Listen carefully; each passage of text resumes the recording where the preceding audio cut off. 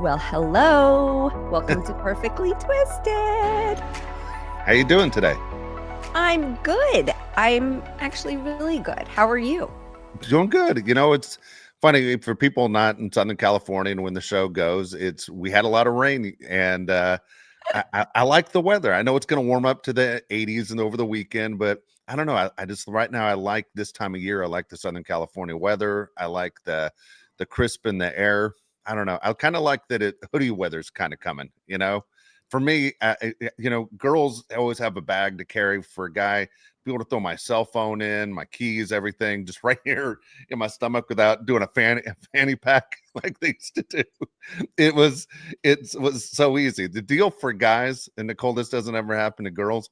If you throw your cell phone in to that front pocket of your hoodie sweatshirt, and you have your keys in there too, you pull your phone out and you realize you broke your screen, and that sucks. You go, Oh, I broke my screen again because wait a minute. How aggressive are you throwing this into your hoodie no, pocket, it's the Dave? That walking. sounds. It's the combination of walking with the How phone and the aggressive key. do you walk? Like I get, listen, I'm a girl that wears a hoodie and I put both my keys and my phone in my pocket. I you've have never broken a never, screen? I'm knocking on wood right now. I have Oh, never I've done cracked it at my least phone 10 times. screen. Done at You're, least 10 times. you're doing something too aggressively. But well, it's Dodger playoff time. Maybe I'm walking angry. I don't know what to tell you. But You it had that happens all the whiskey and then you're out for like a brisk walk. time. Dave, That's it. no, you need to That's calm it. down. It's like what I tell my youngest, be more mindful with your movement, like Oh, that's funny. slow down. Well, Yeah. I know I hate weather talk, but it is Yes. funny. So yesterday I had to do carpool and I really have bad luck with umbrellas. I don't know what the hell. I don't know what it is. I've bought so many umbrellas. The ones I buy for Keegan, they're like really small, compact ones. So they're just Yeah. stuffed in her backpack in case of an emergency. She jumps out. She's like, I've got an umbrella. She pops hers open. No problem. I don't know how old that thing is. She goes down our stairs, and then I pull out mine that I had just bought last season. It won't open. Like it's like half open, like this, like, and I'm like, what in the fuck is this? Like, what? Every season I get one that works once and it never works again. I go into my closet and I pull out one that I've had that my mother, rest in peace, had years ago. And I found it in her car when I was cleaning out her car after she passed. And I like threw it in the back of the closet. Well, that thing popped up like no problem. Oh, there you go. Like, how long has that been sitting there? But meanwhile, while I'm struggling with the one that won't work, I've got my coffee mug Oh boy. under my arm and I'm like struggling with the umbrella and the coffee is like spraying All right. all over me. It's all down my sweater. I'm like, I can't do carpool like this. I have to run back in the house, change my sweater. I'm yelling, I'll be down in a minute. She's like, what? She can't hear me through the rain. I'm like, "Ah." So my morning was comical. Yes. And then they're like, and then I get all these alerts, a tornado watch, and the rain stopped. There was no Yeah. more rain after the tornado watch came. And I was like, typical news. The- Typical weather report is they tell you after the fact, and there was nothing. It was yeah, uneventful, but it was it a is. nice But it downpour. leads every channel news. It does in Southern California, water going down a drain, man. So It's a lead dumb. story. Oh Yep. my God, we've got Always. some rain, we've got some water coming out of the Yeah, sky. Well, absolutely. speaking of coming out of the sky, okay, we've got a guest today who, a lot of people will look at me and say, oh, they think somehow I have a leg up in life because of work that I've done. And Yep. they always think that. And I say, nope, I've got crappy insurance just like everybody else. And my medical journey has been a struggle. I get the best that my insurance covers. That's like my thing, right? Is like, I'm like, okay, this is what I have to deal with. Well, let me go to the top of this chain. Let me find it. And I conjure things. I manifest things. If you put out that energy that you're looking for the best, I think you attract the best. Well, when it came to my reconstruction, I really hit a wall. And I will talk about my reconstruction journey later in another episode because it's just too long, but it was horrible. And I mean, horrible to the point where like I was on the operating table and the doctor like changed the plan on me and I was like screaming, crying. Like it was horrible. Shaking, crying, should I say, not screaming. And it's this part of the journey that they don't really tell you about. are so quick to amputate you. They're so quick to put you in treatment, and then they'll tell you like everything's going to be fine. Oh, you can get reconstruction if you want. Guess what? When you get there, it's really not that easy. You get told like, I'm going to be on a waiting list. I was on one waiting list for almost a year. And when I was top of that waiting list and they called, they wanted cash. Like they wanted thousands of dollars. And I was like, well, wait a minute. This was supposed to be covered by insurance. And if I have cash to spend, I don't think I'm giving it to you. I think I'm going to like somebody like who's great at their job, right? And it made me realize, I think with every struggle comes a silver lining. And for me, I had to take that in stride and say, well, maybe this just isn't the doctor that's supposed to operate on me. If I don't feel like I should give this person my money, then why am I allowing them to operate on me at all? And I think this is something that a lot of women face and we don't realize it, is that we are so desperate to be finished with this cancer journey that we'll just take what we can get. And a lot of that is not good. So you hear women going in and getting reconstruction and then having to go back 8 times, 9 times because they got infected or it didn't work or it was botched, all of these things. So it's a very big and scary decision. So I was in this moment of like, I need to pause and I need to figure out like what I'm doing. This is so scary. This is a permanent decision. Like if you're doing double mastectomy, it's permanent. And like, I need to rethink this. And my phone rings and my friend Vince Spinato, who I am working on the skincare and sunscreen line with, calls me and says, I'm on the board of this amazing foundation. Would you maybe speak about reconstruction at the gala? And I was like, well, sure. And I'm thinking like, but I haven't had reconstruction. I was still sitting there with one boob. And he's like, let me introduce you to the executive director. And I'm like, okay. On the call jumps this bombshell, Susan Williamson. So let me introduce her now. Hi. Hi. Thank you for calling me a bombshell, by the You way. are. That's a great introduction. I love that. Well, you are in more ways than one. Like, not only is she gorgeous, she's smart, she's motivated, she gets shit done. She runs this organization that is life changing. And I'm only talking about breast reconstruction because that's what they do in America. And I think that people like insurance companies think of it as a cosmetic surgery, but it's not. We don't think about the psychological part to it. And what Mission Plasticos, which is the foundation, what they do is they go worldwide and they go to low, middle income countries and they help people that are born with deformities.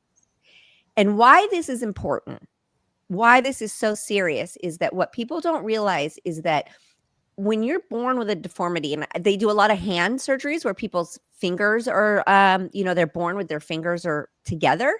They're not separate, so they can't use them. Facial deformities. Not only are they like held back by physically being able to do things, but in other cultures, when you're born that way, you're looked at as cursed.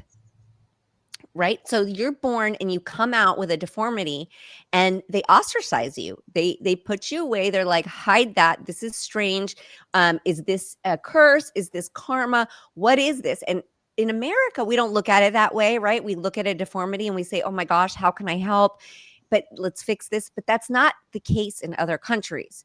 So Mission Plasticos goes in and then they train the doctors in that area and in those hospitals to perform the surgeries, which is amazing because they don't just go in and fix things, right? They go in and they train the people to fix this going forward. So give us some more about it. Sure, I'd love to. So Mission Plasticos was founded almost 27 years ago. I can't believe we've been around that long, by a doctor named Larry Nichter, who'd been on multiple medical missions, and they would go, the various organizations would land in low-income countries, under-resourced countries, perform assembly line surgeries, and then leave. And the doctors that they were leaving behind had no idea how to do follow-up care for the patients. they didn't know how to perform those surgical procedures self-sufficiently ongoing. So they relied on an endless loop of charitable organizations flying in and performing the surgeries on the patients. So Larry decided to start his own nonprofit, and there are thousands of nonprofits. So, everybody was telling him, why are you doing this? And he founded Mission Plasticos, then called Plasticos Foundation, on the principle of training. He said, why don't we go in and do less surgeries? Instead of doing, and this was in the beginning, we do much more now, but instead of doing 100 surgeries in a week, let's do 20 surgeries in a week, go slowly, provide hands-on training to the surgeons in that region with surgical instruments and supplies that are easy for them to source in their own area, and also do lectures, do all types of training and stay in touch with them after we leave so that they're able to perform the surgical procedures self-sufficiently. They're able to train other surgeons that come after them. And then we've really transformed the entire community rather than just the life of one patient. So he founded the organization on that principle, and we've grown and grown and grown. I've been there 11 years. And we were primarily operating in Asia and Latin America when I started, primarily on children. And by the way, we're the first North American nonprofit to treat acute burns overseas. And we have a burn program in Nepal. Now, other organizations do this now. And other organizations were treating burn contractures, so previously burned patients. But we were bringing plastic surgeons with an expertise in acute burns overseas to operate on patients coming in with third-degree acute burns, performing the surgery on them right when they're coming into the hospital, a life or death situation. So we were the first nonprofit to take that risk. There's a high mortality rate. And in 2021, we talked about this for a while, but in 2021, we thought, why aren't we doing anything in our own community? There are so many people who don't have insurance. In fact, 7% of women in the United States don't have insurance. I actually know that stat. But then there's another huge percentage of people, 13%, over 13% of women, and I'm talking about women now because that's who we operate on in the United States, who live at or below the poverty level. And they may have insurance, they may have, Medicaid, Medi-Cal, but they can't afford a copay, or there's a long waiting list for surgery. So that's a massive percentage of people. And we wanted to do something in our community. We discovered that breast reconstruction was the biggest need as far as reconstructive surgery. And we learned that through the very well-respected, wonderful organization, Susan G. Komen. After meeting with them multiple times, we discovered there's a huge need for that. And we launched our Reshaping Lives Full Circle program to provide breast reconstruction for women who didn't have access in the United States. See, this is amazing. And the other thing is that people don't realize is you can have insurance. It doesn't mean your reconstruction is really covered by it, because Right. these plastic surgeons, because I asked all the questions like, why? I thought it was covered. And they were like, plastic surgeons, what they want to pay a plastic surgeon, it's not their rate. So they Right. only do a certain amount of them because they're not getting paid what they're supposed to. Well, I don't want a surgeon operating on me that isn't happy to be there. Do you know what I mean? Like, Yes. right? So like if they only do a couple and they're looking at it as like charity work and I have to do this, then I don't really want them doing my boobs because I would like my boobs to come out pretty. This isn't like the medical part of it. This is the end, like finishing. This is putting the bow on it. And so you want a doctor there that is happy to be there, that is being paid well to be there, or has like a really heartfelt reason for being there. You don't want them there because they were dragged into it by insurance companies to fill a quota, right? Yes. To remain on their insurance list. You don't want that. It's just, Right. you're not getting the best. You're not getting the care, and care is so important. So yes, and all of your surgeons, and I have to say, when I was at the gala, I was so moved by, they raised money to get an MRI machine, the first MRI machine, Dave, get this, in Cabo San Lucas, the place where everybody goes and vacations and thinks of as a luxury resort and has a blast. They've been operating there without an MRI machine all these years, like forever. It's their very first one. I mean, my mind was like that. I don't know. These are big things. Yeah. Mission Plasticos is doing major things, and it's just so appreciated. And yeah. Can I say something about the surgeons just really quick? So I encounter hundreds of plastic surgeons throughout the year, and we have about 500 who are on our volunteer roster, and they've gone to school for years and years and years. And in their regular practice, typically they're doing cosmetic surgery unless they work at a hospital, and then they're doing various types of reconstructive surgery. But the vast majority of our volunteers are in private practice doing cosmetic surgery. But the reason they went to medical school in the first place, when they were a little kid and dreamed of being a doctor, wasn't to do, cosmetic surgery. That's not what a child is thinking of. When they're dreaming about the future, they wanted to help people. They wanted to do something really important where they could help someone. And, that's still a part of who they are. And they get so much joy volunteering for us. And they come to us. We have plastic surgeons who contact us all the time and say, how do I get to be part of your program? And some of them want to do one surgery, they'll want to do one surgery a year. Some of them want to do as much as they can. Some of them have surgery centers and they'll offer their space for free, or others, they don't have a place to operate and we find a place for them to operate, but they just want to help someone. They just want to do it. And we've got, there's doctors who want to travel. They want to go overseas and have that experience. They want to do cases that they normally wouldn't encounter in the United States. Like you said before, children whose fingers are fused together, patients who have severe ear deformities, which is called microtia, cleft lip and palate, that you hear about all of the time. Just very unique cases that just aren't as common here. They're interested in doing that.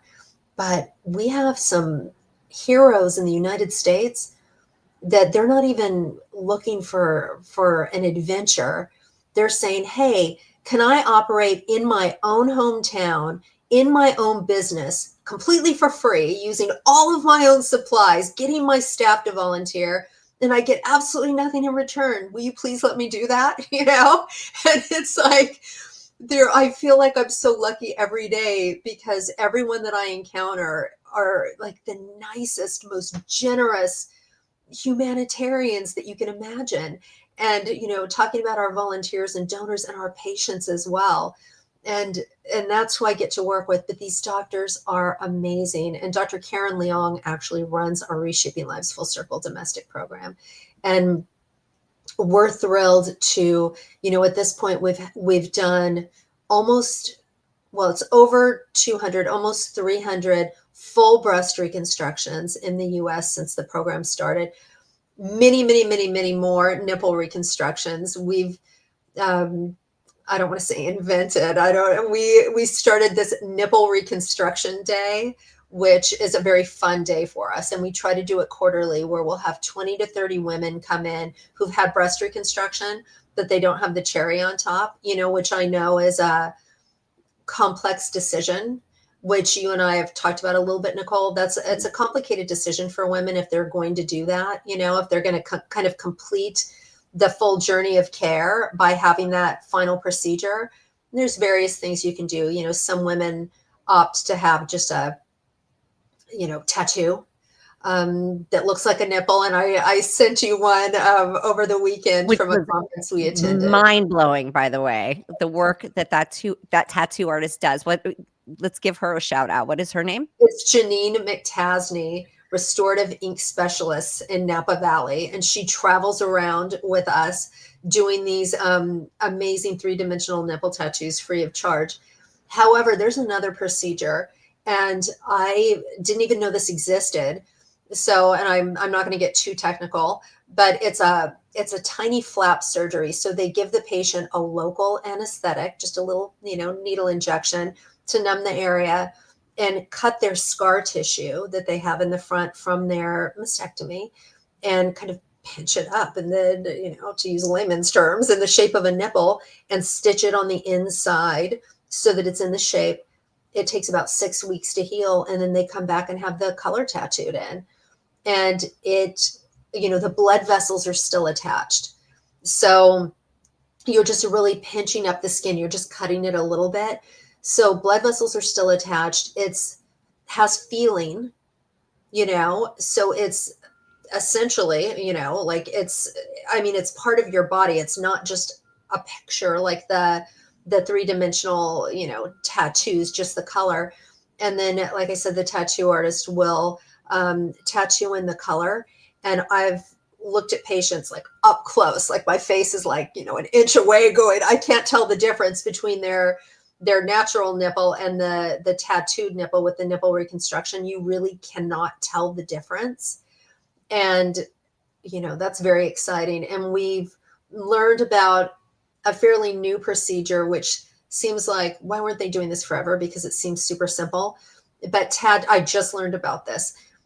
You can tattoo in the nipple like you saw in the video, where you're just doing a tattoo, and then inject fat, and there's different brands of fat, not necessarily from your own body. Actually, it's better to use donor fat. And there's a product called Aloe Clay that we like to use. It's made by Tiger Aesthetics. And you just inject like a little tiny ball of fat where you've done the tattoo. And,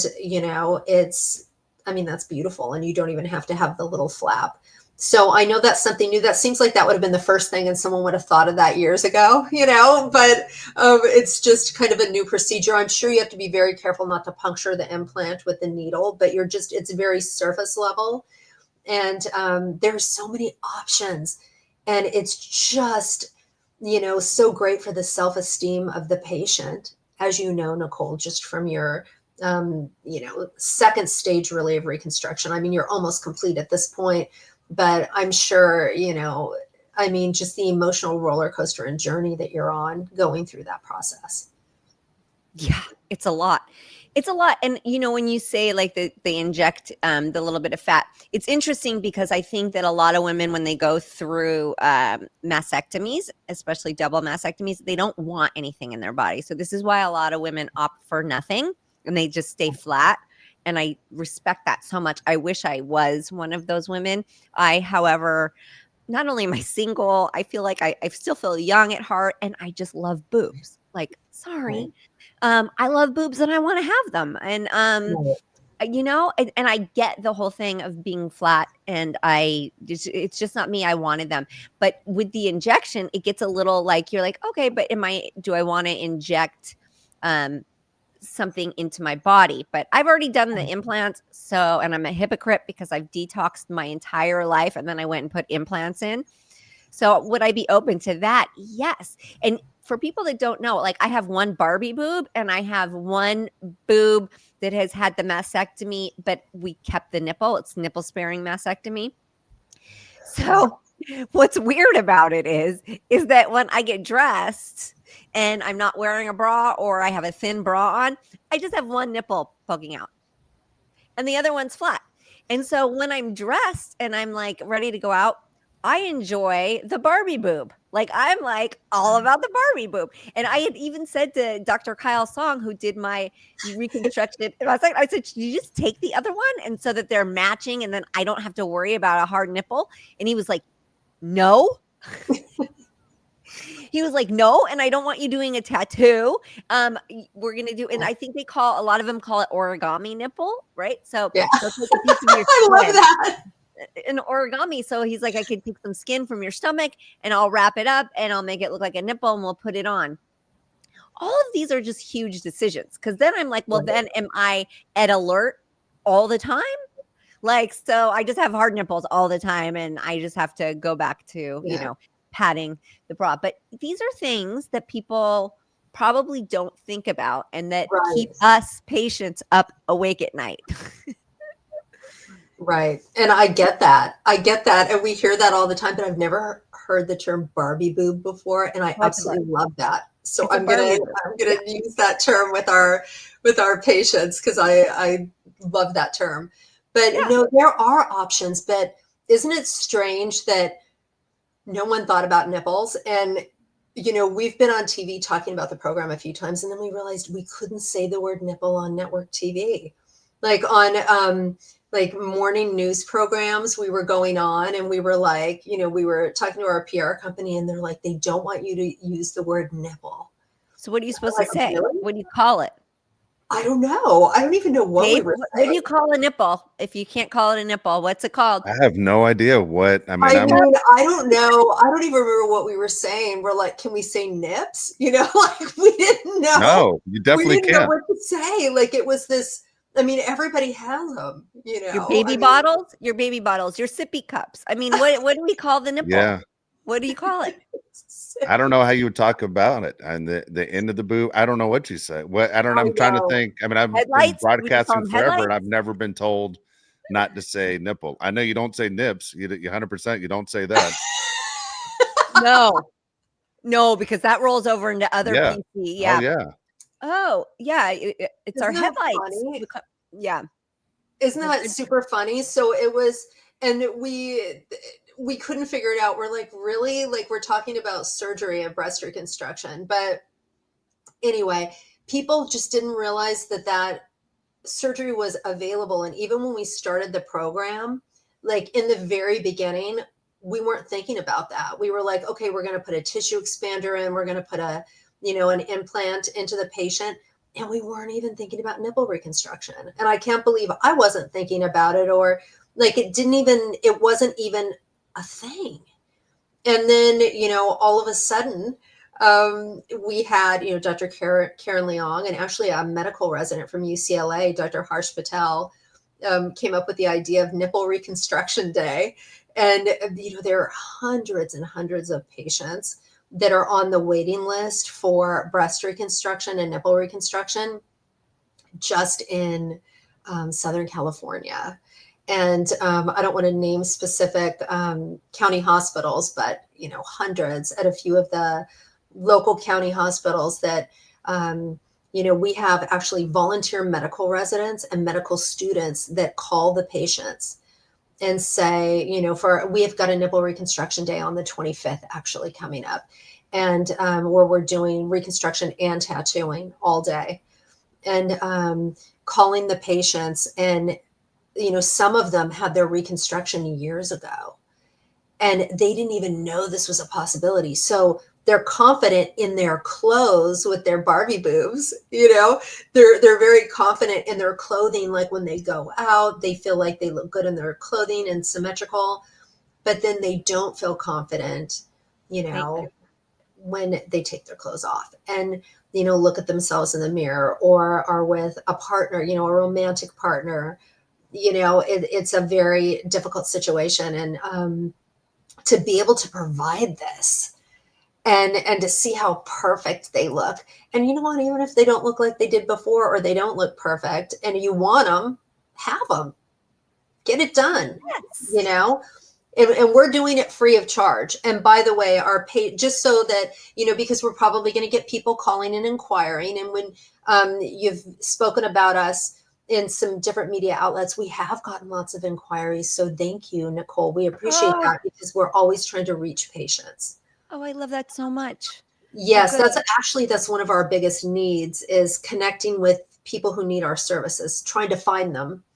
And Listen, you know, here's the thing is that so you work with doctors who are so willing and anxious and happy to do these surgeries.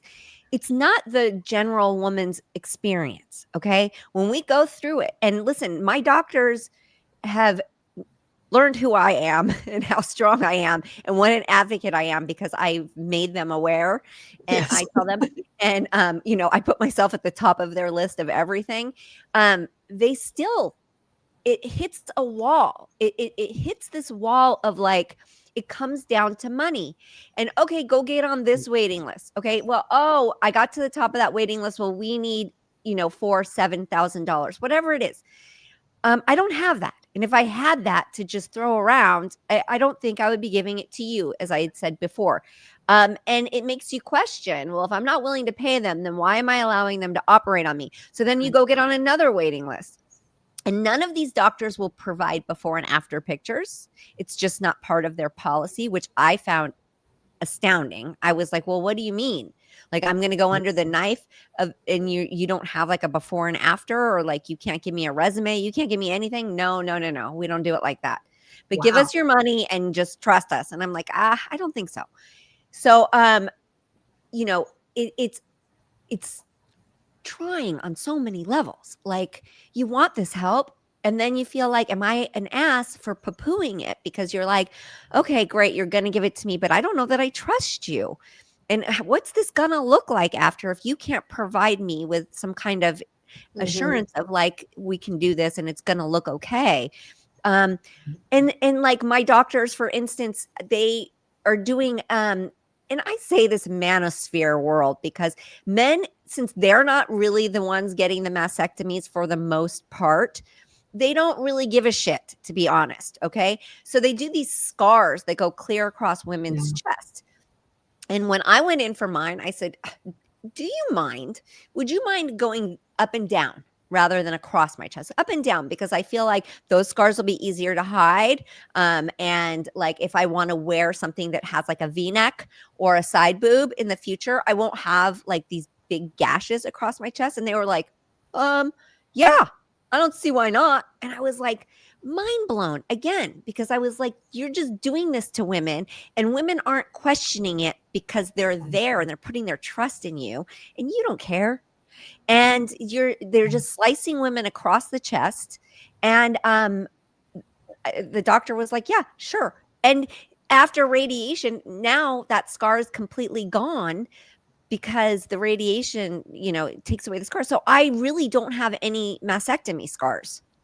Whereas there's other women walking around with them clear across their chest because men didn't think about it to go up and down. They just wanted to go side to side because that's what they were taught. That's what they do. And this is routine, and that's it. So to have a foundation of doctors that are so talented, so educated, so caring, to come along and like change the story and change the outcome it's just priceless. It's just priceless. And I don't know. I thank you. I want the word out there as much as possible. I want the foundation to grow. I want women to benefit from this because they're really getting gypped. Yes. They really are. We're getting gypped at the doctor's office and through our insurance companies. We are. And this needs to grow.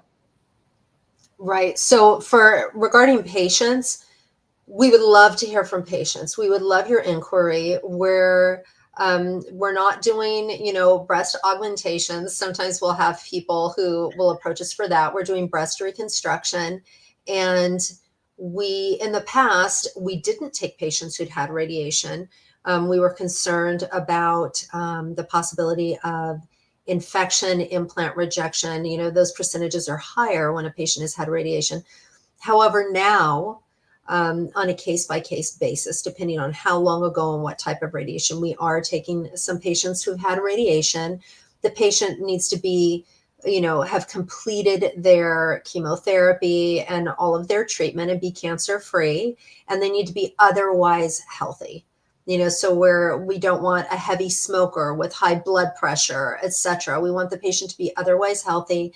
And this will be an outpatient surgery. So it'll be a simple reconstruction with a tissue expander or an implant. And we'll also, we'll take you through the full journey. We'll do the symmetry surgery so you match on both sides. And then if you choose, we'll do nipple reconstruction. So we want to get you all the way to the finish line. We're not going to bring you in and just do one phase and be, okay, goodbye. We're going to do the full journey of care for qualified patients. And we're looking for patients who really don't have access or don't have easy access. So people who, and we know that even people who are middle income, many times cannot afford a copay. They're choosing, am I going to make my car payment so I can drive to work? Or am I going to pay for this surgery? Like you were saying, Nicole, like if you were able to save up the money, you might need something for your child or something, you have to take care of some plumbing at your house. People don't realize this is not easily accessible. So we don't do background checks. We don't ask for financial documents. We know that when people come to us, they're coming to us because we're the last resource, and we respect the patients, and we want this to be a dignified process.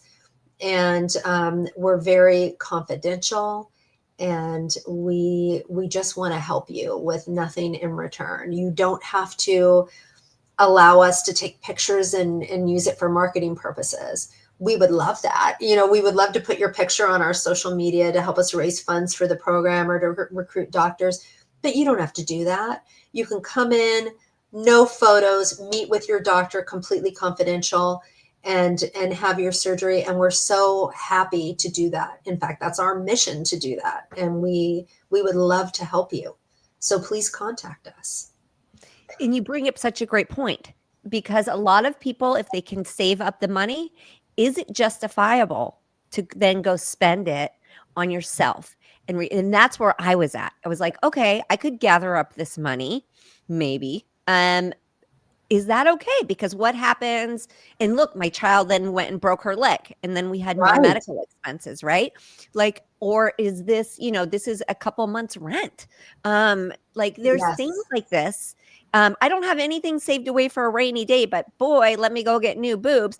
And, mom guilt sets in, female guilt sets in. And I don't know why we carry that still, but we do. We're trying to generationally change that, right? Like, let's get that Right. out of the way. But we do. We carry it as guilt, as like, oh my gosh, this is for me. This is selfish, blah, blah, blah. And it's not. And it's not. And we understand that, right? And so it's people like you that are getting women like me the opportunity to get it done and realize that, like, it's game changing.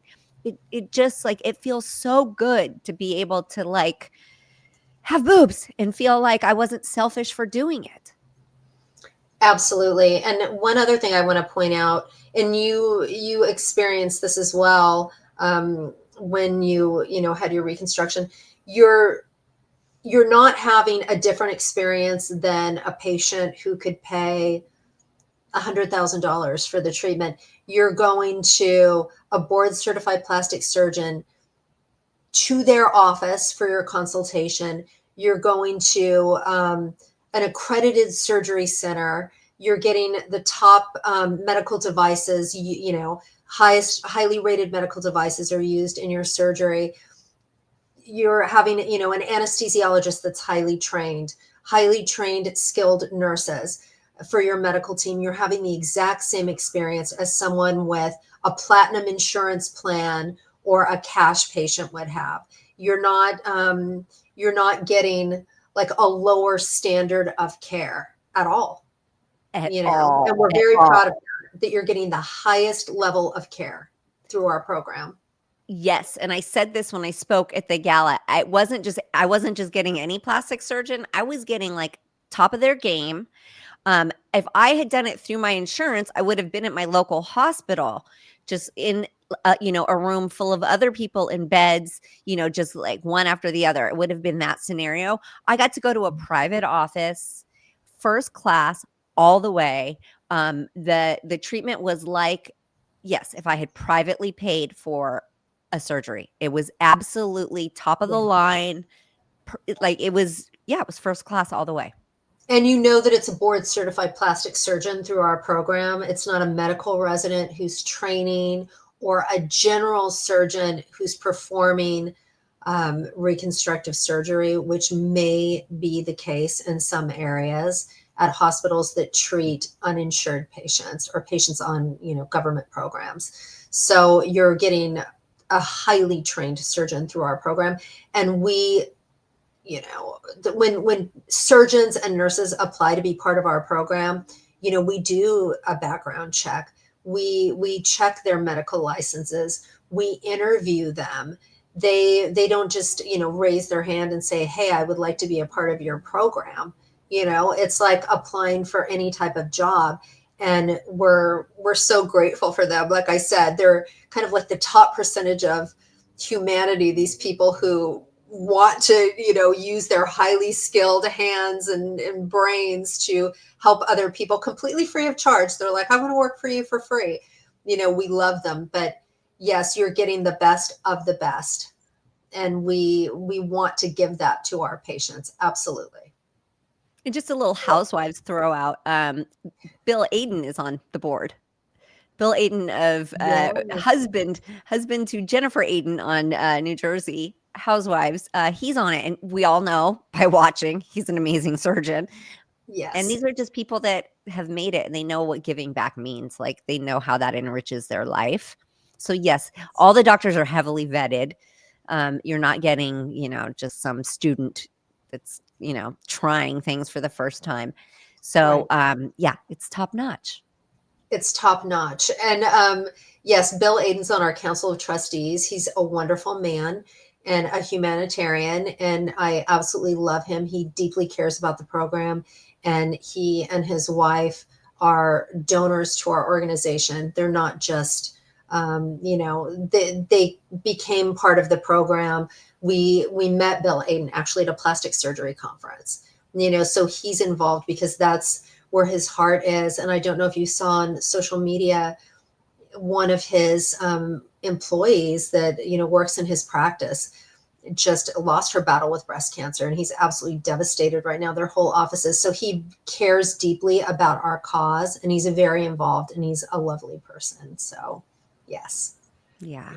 He is. And they were at the event. I mean, they flew all the way across the country and showed up at the event in Southern California. So yeah, and posted about it. And it's how I became friends with Jen Aiden. And like, yeah, it's just, they're definitely givers.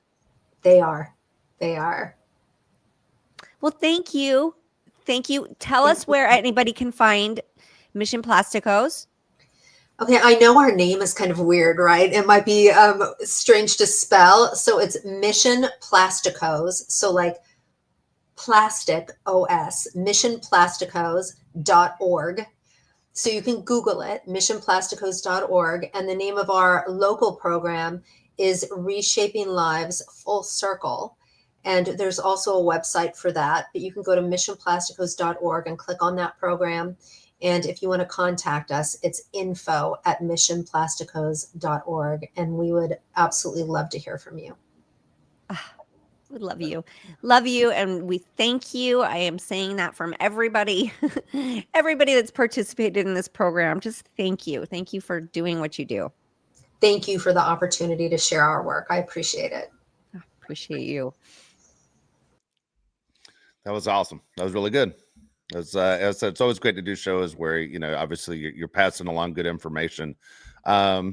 It's always interesting, Nicole, when we've all followed your journey and where you are now. I think it's brave that you've shared it so much. When I'm just going to ask you just from a guy's point of view, okay, because you said on the show that, breasts are important, that, you've always liked breasts, and there's some men out there who don't prefer them. I'd say the majority of men I know like breasts. They like looking at breasts. I'm watching Andy Cohen last night with Whitney, and Whitney had 90% of her breasts hanging out, and I'm sitting there listening to the show because I'm interested in housewives. But I'm telling you, I don't know if I looked at anyone's face the entire show. I cannot stop staring at her breasts. And, here I am in my 50s, and nothing has changed since I was 5 years old. I'm like, they're out there, want to look. And I think there are guys like that, there are girls like that too, that admire breasts. So when they are taken away from a female's body, it's devastating. Yes, it can be. It can be. And some women are fine with it. I mean, I think if I was like a really flat chested woman most of my life, I probably wouldn't have had such a hard time like transitioning into a flat chest. But no, like you, I'm a fan of them. They're just good. And I'm not doing it to catch a man or for a man's interest or approval or likes or any of that. It's truly because I like them. And they're tiny, and I love them, and they're tiny, and I wanted them as small as possible, but they're there. Yeah. And it's just it just means something to me. I don't know what it is. I think they're great. And I can admire big, huge boobs on other people. Oh, admire that all day long. Yeah. That's never going to be me again, ever. I never actually enjoyed having big, huge boobs on myself. I like looking at them on other people. Having them is a whole different ball game. So, but just to have two little perky, small girls on my chest gives me so much confidence, and it's a self-confidence, and it's not because I want guys looking at them, or Yeah. it's No, not. It's for me. yeah, that's it. The way you feel as a person, and I think Yeah. honestly, just growing up and you start paying attention to, the sex of a male, the sex of a female is the thing that makes a woman a woman. The difference is, you notice boobs. And I think for boy, at least for me as a boy, that's how it was growing up. You start realizing it. What didn't have to be the big giant boobs, like you said, but the shape. Like for me, my best friend, we talk about this all the time. He prefers a female that is almost just straight up and down, no shape. And I was like, I've always said the thing that makes a female is the shape, the hips, the shoulders, the boobs, the beautiful face, the hair, everything that goes into being a female. And as again, to have something taken away, whether it's sickness or an accident or a birth defect, is tough. I imagine mentally. You did say it's something interesting because you brought it up on the show earlier months ago. Remember when Kim Kardashian came out with a new bra and it had the nipples that were always out, and you were like, Yeah. do guys like that? I think there are a lot of guys out there that like the idea that they notice a girl and they can see the nipples through the shirt. I don't know. Maybe it's the feeling of always wondering what's underneath there. Like you could wear a bathing suit top, but you're still going to hide 10%. I think we go, okay, but what's the other 10%? In our head, there's a lot of skin, but we want to know the rest. And when the nipples are, it kind of gives you the focal point. So I could see why Kim Kardashian went after that market. But you said, I don't want to have hard nipples that are always erect. It's not what I want when I leave the house. Is it because it's not your choice to be like that, or you just feel like you're drawing more attention to yourself? I just don't want to look in the mirror and see two erect nipples. And if I could strangle you through the screen, I would. Yeah, What good. defines a woman is definitely not her curves or whether she has boobs or Well, not. What no, defines I'm a woman saying is like what's for going boy, on difference inside. of a guy and a girl. Besides taking, when your parents Stop are it. No, saying, you can't this is say your that, brother, Dave. this is your sister. No, Dave, that's off the table. You can't say that anymore. It's Well, I just know. not Well, I because didn't. you can't. You have to take that off the table. Okay? No, I don't care if she's straight up and down. I don't care. Listen, I was so curvy back in the day. I have like pancake ass now. My stomach looks like a raisin, and I've got a Barbie boob. Like, and I used to be everything that I complained about back in the day. I would like kill somebody to have that back. I'm more of a woman I am now than then. So we have to take that off the table. This is wrong wording. I think what you're trying to say is what you're more sexually attracted to, which is different. So like, you know, eh, even men who are gay, they're maybe attracted to a curvier guy or a thinner guy. Yep. Everybody has their preference. Yeah. Women, we like a dad bob, or we like a heroin chic guy, or we like a muscle guy. This is all preference, and none of this defines if you're a man or a woman or any of it. So get that off the table. I hated that comment from you. You're better than that. I don't know if I am. I said it. I don't know if I am. Well, I love your honesty. I do love your honesty. This is why we are friends. It's about how a woman feels and how Well, she feels and how 100%. she carries Nothing's herself, important right? except how the individual feels. That's the only thing that matters. Yeah, It's how and you you feel. dumb guys, you don't realize that it's how we carry ourselves, whether you're attracted or not, right? So you could be like the most voluptuous, gorgeous looking person. If your spirit inside is like shelled up and like insecure and troubled and all these things, you don't walk around, you Yep. just don't attract other people. It's really about your spirit and your essence and the energy that you put out. It's how you carry yourself. And that's it. That's all it should be about, right? We I just agree. are, and I get it. Yes, you're attracted to boobs. I'm attracted to boobs, but I'm straight as they come. But I love a good set of tits. Like it's just a thing. See, Just a thing. and I've said this before to you. I go, the women I know, honestly, I feel always go out and present themselves and dress for other women.